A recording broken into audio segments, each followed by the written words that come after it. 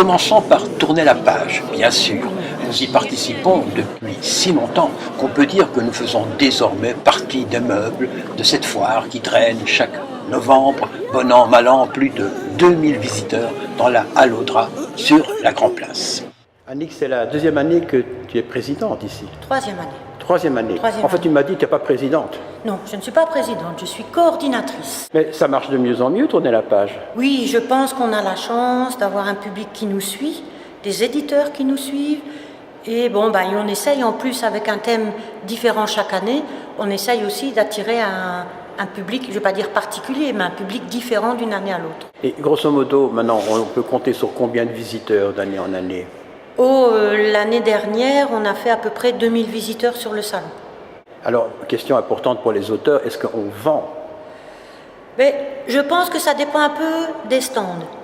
Parce que j'en ai parlé un petit peu avec différentes personnes ce matin. Les uns sont super contents, les autres disent j'ai pas vendu beaucoup. À quoi ça tient? Ça, je pense que c'est peut-être aussi un intérêt pour tel livre ou pour un autre. Pour information, on avait hier toute la journée, je cherche son prénom, Antoine Waters, oui. Donc, qui a été le lauréat du prix triennal. Lui, il a été super content. Il a vendu, je pense, une vingtaine de livres. Est-ce que le problème, ce n'est pas justement que pour vendre des bouquins, il faut être connu, quoi? Il y a peut-être ça aussi. Puis je pense que, comme pour tout, il y a, qu'on le veuille ou non, il y a la crise qui est là. Et les gens, à la limite, quand ils achetaient 2 livres avant, cette année, peut-être, ils font un choix, ils n'en prennent qu'un. Voilà. Oui, c'est ça. Et il y a peut-être aussi, indirectement, le problème du livre numérique. Est-ce que ça joue déjà? Pour certains, oui. Dans toutes les foires, presque nulle part, on a de spot Wi-Fi, donc de manière à pouvoir accéder directement depuis son stand à Internet. Et pourtant, c'est pas très cher. Non.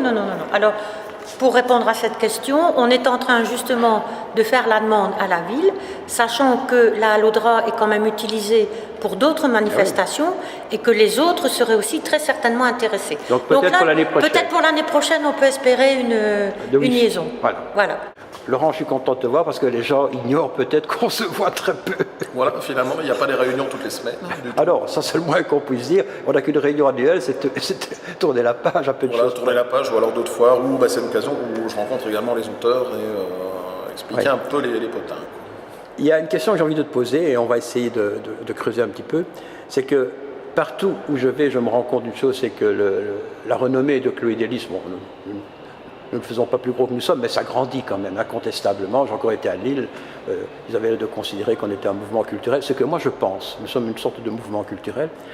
Mais les critiques que j'entends le plus souvent, ici je parle de critiques parce qu'il y a beaucoup d'aspects positifs, mais les aspects critiques, c'est trop long, entre le manuscrit et le moment où ça sort, surtout pour ceux qui ont déjà publié plusieurs fois chez nous, et 2, c'est trop cher. Il faut savoir plusieurs choses. La première chose, Chloé Delis, c'est une maison d'édition qui n'est pas subventionnée. Ça, c'est la première différence par rapport à toute une série de maisons d'édition. Pas un cent. Pas un cent. Deuxième chose, Chloé Delis pratique le compte d'éditeur et pas le compte d'auteur. C'est-à-dire que la grosse différence entre les deux, c'est que le compte d'auteur, soit l'auteur va devoir débourser 4 500 € pour se faire éditer par exemple, ou va devoir acheter un certain nombre minimum d'exemplaires, c'est-à-dire l'éditeur va tirer 200 exemplaires, l'auteur doit en acheter 150, 160, etc. Ici, il n'y a aucune obligation à aucun moment d'acheter un quelconque exemplaire. Ça, c'est une première chose. Au niveau du prix, il faut savoir que le libraire prend 30% sur le prix de vente. Alors, tout le problème est là, c'est qu'une maison d'édition qui va, faire de gros tirages, 600, 700 exemplaires, forcément, va pouvoir se permettre d'avoir un prix moins cher. Et donc, va pouvoir se permettre de le vendre moins cher. Est-ce que ce n'est pas aussi une fausse façon de voir les choses? Parce que tu as un bouquin, moi, je prends un bouquin comme les 10 petites négresses, il coûte, je crois, 22 €, mais je ne le vends jamais à ce prix-là. Ça, c'est le prix en librairie. Le prix, alors je veux dire, ça peut être une discussion qui peut être menée sur le forum avec tous les auteurs, de voir finalement est-ce qu'on indique encore ce prix en librairie ou pas. Est-ce qu'on ne pourrait pas publier sans donner de prix? Ça pose aucun problème, je veux dire, on a fonctionné comme ça au départ. Le prix qui est mentionné sur le livre, c'est le prix en librairie. Je veux bien admettre qu'il est beaucoup plus cher. Maintenant, il faut voir le prix sur le site internet. Et donc là, quand on fait un comparatif entre le prix chez Chloé Delis et le prix d'autres maisons d'édition, on est au même... C'est au moins 30% en moins. C'est 30% en moins, d'office. Alors, deuxième problème, le délai. Alors, au niveau du délai, c'est la même chose également. Il suffit d'envoyer à toute une série de... non pas d'éditeurs, parce qu'on ne peut pas parler d'éditeurs, en fait ce sont les prestataires de services qui vont réaliser le livre.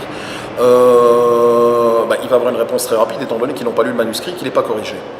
Idem au niveau de tout ce qui est Société des écrivains publics, Bénévent, enfin, etc., qui pratiquent le compte d'auteur, ben, je veux dire, en 3 semaines maximum, il y a une réponse, qui est toujours bien évidemment positive, en jetant des fleurs à l'auteur, en disant que c'est merveilleux, etc.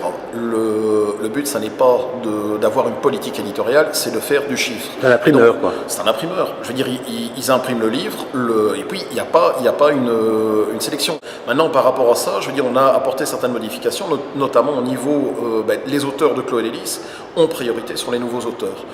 Parce qu'on part du principe qu'un auteur qui a déjà été édité, théoriquement, ça devrait être accepté. Ça devrait convenir. Et je veux dire, on a un a priori favorable. Donc, alors ça c'est ma dernière question, mais elle est importante aussi.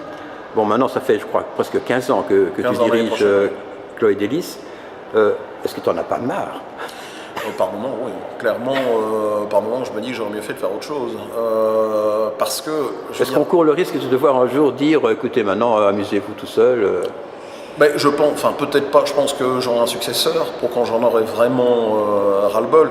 Maintenant, je vais dire, c'est ce que j'expliquais aujourd'hui à tourner la page, au niveau de Chloé Lélis, on est arrivé à un stade où on a un peu le cul entre deux chaises. C'est-à-dire que c'est plus de la micro-édition, mais on n'est pas encore au stade d'un éditeur. On a, disons, un nom plus important que la réalité qui se trouve derrière, non? Mais maintenant, voilà, il y a ça aussi. Je veux dire, il faut bien imaginer, c'est une ASBL. On est à 14 pour arriver à gérer le tout. On a chacun des activités, tous faits en dehors des activités. Donc il y a le problème du temps. Ça, c'est quelque chose qui existe depuis le début.